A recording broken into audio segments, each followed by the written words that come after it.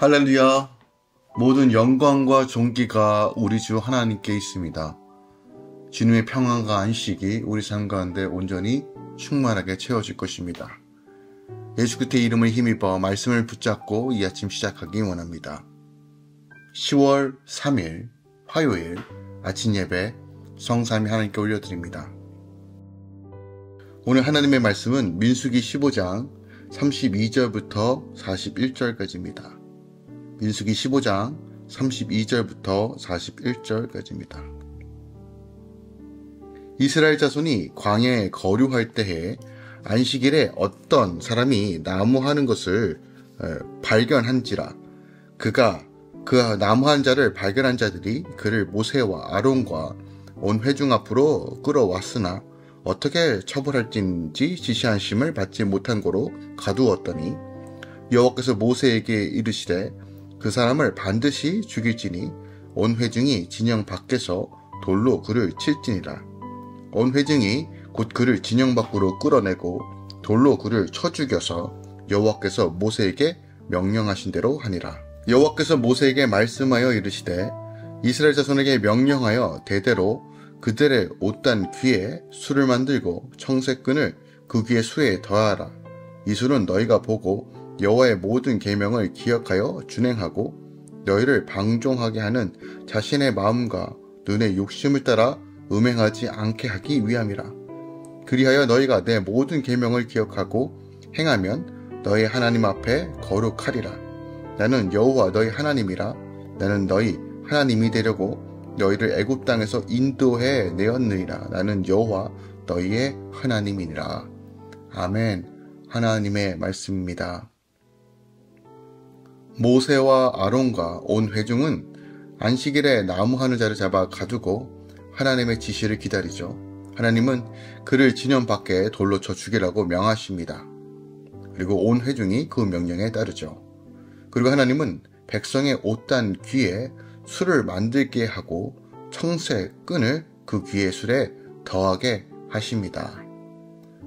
오늘 본문 말씀은 38년 동안 이젠 광야에서 방황하고 있는 중에 주셨던 말씀 중입니다. 특별하게 우리가 어저께 본문이죠.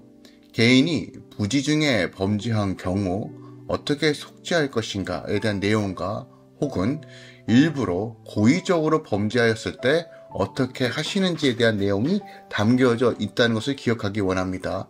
그 내용의 연장선입니다. 그러니까 광야의 행군 도중에 안식일을 지키지 않고 나무를 하던 자를 처형했던 사실은 바로 의도적으로 죄를 범한 자에 대하여 결코 용서할 수 없다라고 경고한 이 말씀에 대해서 적용한 것을 우리가 보게 되는 거예요. 그러니까 의도적으로 죄를 범한 자의 처벌에 대한 신뢰가 오늘 32절부터 34절에 기록하고 있습니다. 즉 안식일을 준수하는 것, 이것이 어떤 의미인지 그리고 이것이 주는 의미가 무엇인지를 우리가 살펴보는 것이 매우 중요하다는 것이죠. 그러니까 이스라엘 백성들이 얼마나 엄격히 안식일을 준수하느냐 하는 것은 이스라엘 백성들이 얼마나 하나님을 경외하는지가 분명하게 보여진다는 것이에요. 자, 본문을 통해서 하나님께서 원하시는, 즉 율법을 주셨던 이유와 목적에 대해서 우리가 살펴보는 것이 중요합니다. 또한 37절부터 47절까지 옷단 위에 술을 달라고 말씀하십니다. 이것은 바로 이들이 가나안 땅에 들어가 이방인들과 구별되는 표시를 함으로써 이들이 늘 하나님 말씀을 잊지 않고 지키기 위하여 하나님께서 명하신 방식이라는 것이에요. 오늘 이 두 가지를 좀 함께 살펴보면서 이 아침에 우리가 묵상해야 될 것이 무엇인지를 함께 나누길 원합니다. 첫 번째로 이 32절부터 36절까지 안식일 준수에 대해서 명하시고 계세요. 앞서 말씀드린 것처럼 의도적으로 범죄할 경우에는 반드시 처벌이 있다는 것을 보여준 한 예로 안식일 규례에 대한 준수, 즉 안식일에 나무를 팼던 자들에게 바로 돌로 쳐 죽이라는 명령을 하고 계시죠. 어떻게 보면 안식일을 범한 자에게 주어진 이 같은 형벌은 좀 가혹한 것처럼 보일 수도 있습니다. 그럼에도 불구하고 하나님께서 이처럼 분명하게 형벌을 명하시는 이유를 살펴봐야 합니다. 안식일의 준수 여부가 이스라엘 백성들의 신앙의 상태를 나타내는 일종의 표식과도 같다는 것이에요. 그러니까 이스라엘 백성들이 그들의 생활 속에서 빈번하게 그리고 비교적 쉽게 지킬 수 있는 안식일을 철저하게 지킨다는 것은 곧 하나님의 계명, 하나님의 방식으로 내가 순종하며 살아가겠다는 가장 기본적인 원리를 가르치기 위해서입니다. 우리 신앙 안에서도 기본적인 것이 있습니다. 이 기본적인 것은 타협하면 안 됩니다. 이 기본적인 것이 흔들리는 순간 이 모든 것들이 흐트러지기 때문입니다. 실질적으로 하나님께서 안식일을 명하신 이유는 시간의 주인이 하나님이라는 것을 분명히 가르치기 위해서입니다. 자, 오늘날 우리는 썬데이, 주일을 주님의 날로 지킵니다. 안식일 첫날, 즉 예수께서 부활하신 그날을 기념하여서 주일로 지킵니다. 이것은 하나님께서 우리에게 주신 은혜의 날입니다. 그러므로 우리가 더 이상 안식일을 지키는 것이 아니라, 안식일은 오늘날 토요일이죠. 그날을 지키는 것이 아니라 안식의 첫날인 주일을 지킵니다. 실질적으로 이것은 사도행전에도 기록으로 남겨져 있습니다. 안식의 첫날에 초대교회 성도들이 모여서 함께 예배드렸다는 기록이 분명히 존재합니다. 그러므로 이것이 꼭 로마 황제에 의해서 그것이 정해졌다라고 우리가 얘기하기 전에 이미 초대교회부터 이것이 행해졌다는 것을 우리가 좀 기억하기 원합니다. 근데 중요한 것은요, 우리가 주일 성수를 한다는 것은 단순하게 주일날 교회에 온다는 개념이 아닙니다. 일주일의 하루를 구별하여 주님께 내어드린다. 즉 일주일의 하루를 쉼을 통해서 하나님으로 공급되어지는 것이 안식일의 본질적 의미입니다. 그러니까 우리 삶 가운데 최선을 다해서 열심히 살아가지만 일주일의 하루를 주님께 온전히 내어드리고 주의 말씀과 예배적 삶을 통해서 내 삶에 하나님으로 채우는 시간. 왜요? 하나님으로 채워야지만 내 삶이 온전히 회복되기 때문입니다. 그러므로 시간을 정해놓고 또 하나님께 구별되어서 그 시간을 내어드리면서 주일 성수를 하는 것, 주님으로만 충만케 채워지는 시간을 온전히 내어드리는 것이 바로 우리가 이 땅에서 구별된 삶을 사는 것의 가장 기본적인 것이라는 것입니다. 오늘날도 우리가 주일 성수를 지킴으로 주일날 예배를 드리러 가는 것만으로도 세상 사람들과 철저하게 구별되는 것을 보여줍니다. 주일날 하고 싶은 거 참 많습니다. 휴일입니다. 운동도 하러 가고 골프도 쳐야 되고 장사도 해야 되고 참 많은 사람들이 주일을 우리가 생각하는 그 주일이 아니라 일요일을 그렇게 시간을 보냅니다. 그럼에도 불구하고 우리가 쉴 수 있지만 교회에 나와 함께 예배드림으로써 이것이 어떤 종교적인 틀에서 생각하는 것이 아니라 어떤 율법을 지켜 행하고 지켜 행하지 않음의 그 범위를 넘어서 내가 하루를 주님께 온전히 내어드리고 주님으로 회복하겠다는 결단과 삶의 방식이 결국 우리가 이 땅에 살면서 거룩한 백성으로 살아갈 방식이라는 것을 세상 가운데 보여주는 것입니다. 그러므로 우리가 온전하게 주일 성수를 지키고 주님의 날을 기억하고 온전히 예배 드리는 것은요, 내가 그리스도인으로 살겠다고 하는 결단입니다. 성도들은 반드시 결단해야 될 것이 있는데 바로 시간의 주인이 하나님이시요 물질의 주인이 하나님이시요 생명의 주인이 하나님이시라는 것을 인정해야 됩니다. 이것이 바로 우리의 믿음의 가장 파운데이션, 기본이 되어야 합니다. 그것을 우리 삶 가운데 어떻게 믿음으로 삶을 통해서 드러낼 수 있을까요? 시간의 주인이 하나님, 즉 주일 성수를 지킴으로써 내 모든 시간의 우선순위는 하나님을 예배하는 것입니다 라고 결단하는 것입니다. 물질의 주인이 하나님이시다는 것을 우리가 어떻게 믿음으로 삶을 통해서 나타낼 수 있을까요? 이것이 바로 예물의 개념입니다. 또한 11조의 개념입니다. 11조는 돈의 개념이 아닙니다. 믿음의 개념이고 신앙의 결단의 개념입니다. 생명의 주인이 하나님이십니다. 우리가 어떠한 삶을 선택하는데, 어떤 환경 가운데, 어떤 질병 가운데, 건강하든 부하든 어떤 상황 가운데 주님의 오심을 바라보며 순교적 영성으로 살아가는 것이 바로 생명의 주인이 하나님이십니다 라고 사는 것이에요. 그러니까 우리의 모든 삶이 하나님 중심적으로 살아가는 그것이 바로 우리의 가장 기본적인 삶, 신앙의 기초라는 것입니다. 물론 쉽지 않습니다.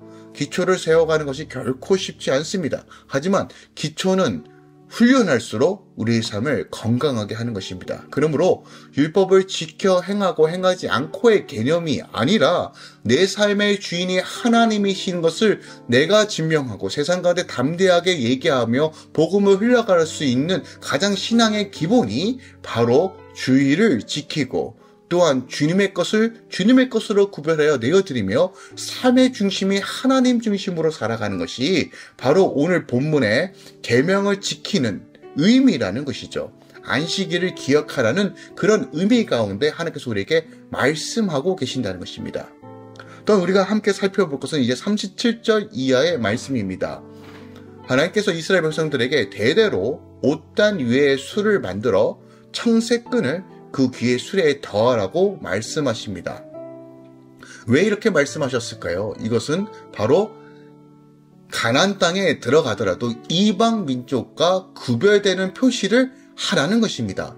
그러니까 다른 민족과 구별되는 표시, 즉 이스라엘 백성들이 하나님의 백성이라는 것을 보여주라는 것이에요. 일종의 신앙 고백과 같은 것입니다. 그러니까 옷단 귀에 술을 만들어 청색끈을 더하여 달게 되면 저 사람들은 하나님 믿는 사람이구나, 예수 믿는 사람이구나 라는 것을 의도적으로 보여줌으로써 그들의 삶 자체가 하나님께 속하였고 또한 그들 스스로도 우리의 정체성이 우리는 하나님을 믿는 사람이야 라는 것을 우리 안에 거룩한 질서 가운데 또한 하나님을 경외함으로써 하나님 중심적으로 살아가는 방식을 스스로 결단하고 행할 수 있도록 도움을 준다는 것이에요. 우리는 예수 믿는 티를 내야 되는 사람입니다. 어떤 방식으로요? 삶을 통해서요. 거룩과 성별을 통해서 하나님의 복을 소유하고 하나님의 복을 흘려보내는 삶을 살아야 됩니다. 그런 의미로서 오늘 이 술을 달라라고 명하고 계시는 것입니다. 즉 구별된 삶을 살라는 것이에요. 그러면 우리 삶 가운데 가장 대표적으로 구별된 삶이 무엇으로 증명될까요? 깨끗한 옷을 입고 막 성경책을 옆에 끼고 복음적인 말을 하는 것이 구별된 삶을 사는 걸까요? 물론 그런 방식으로도 우리가 표현할 수 있지만 기억하십시오.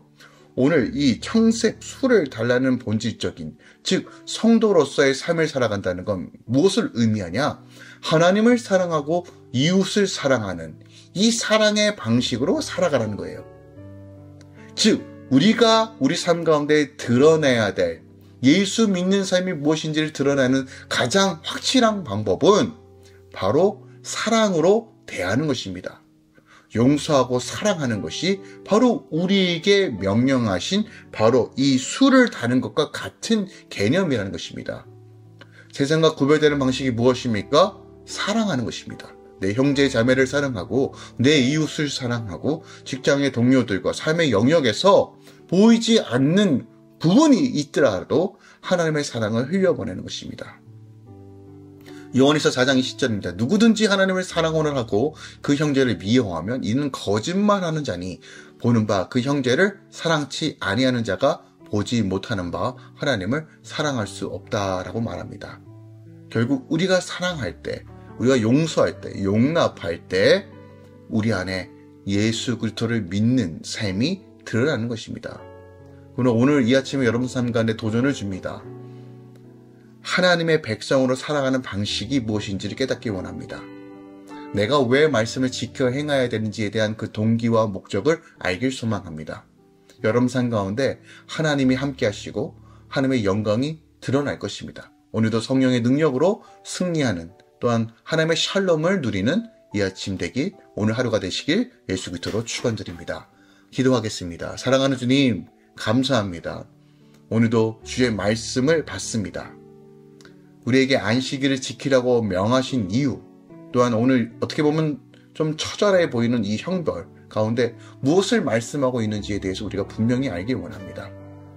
하나님을 더욱 사랑하는 그 마음이 이웃을 사랑하고 가정을 사랑하고 내 직장 동료들을 사랑하고 삶의 영역에서 사랑하는 형태로 온전히 흘러갈 수 있도록 성령 하나님 도우시고 인도하여 주시옵소서. 늘 주의 성실하심과 그 기대감을 사모하며 오늘도 믿음으로 걸어가게 하소서.